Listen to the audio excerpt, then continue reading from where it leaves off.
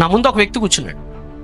ముంబై నుంచి నేను train ఎక్కా, Chhatrapati Shivaji Maharaj terminal నుంచి నేను ట్రైన్ ఎక్కి వస్తున్నా.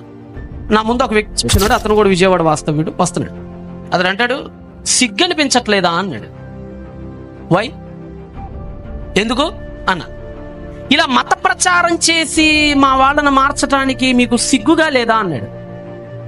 నేను అన్నాను, ఇందాక వచ్చారండి, నన్ను దింపడానికి వచ్చారే, నన్ను దింపడానికి వచ్చారే, వాళ్ళు ఎవరో నీకు తెలుసా అన్న.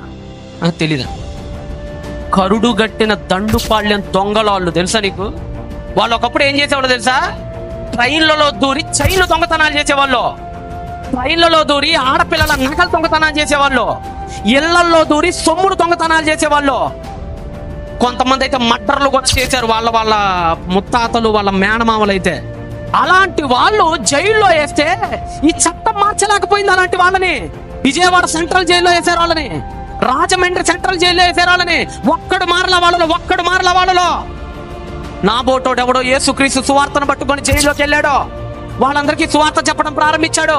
అప్పుడు ఆ వ్యక్తి మేనమామ ఒక్కడు విన్నాడట యేసుక్రీస్తును గురించిన సువార్త. విని ఆ రోజు నుంచి దొంగతనాలు మానేసి, చైన్ స్నాచింగ్లు మానేసి, రైళ్లలో దోపిడీలు మానేసి, అతను మారింది కాక సుమారుగా 150 మంది తన దండుపాళ్యం దొంగల క్యాంపులు మార్చిపడేశాడండి. ఇదిరా క్రైస్తవ్యం అంటే. నువ్వు మార్చి చూద్దాం.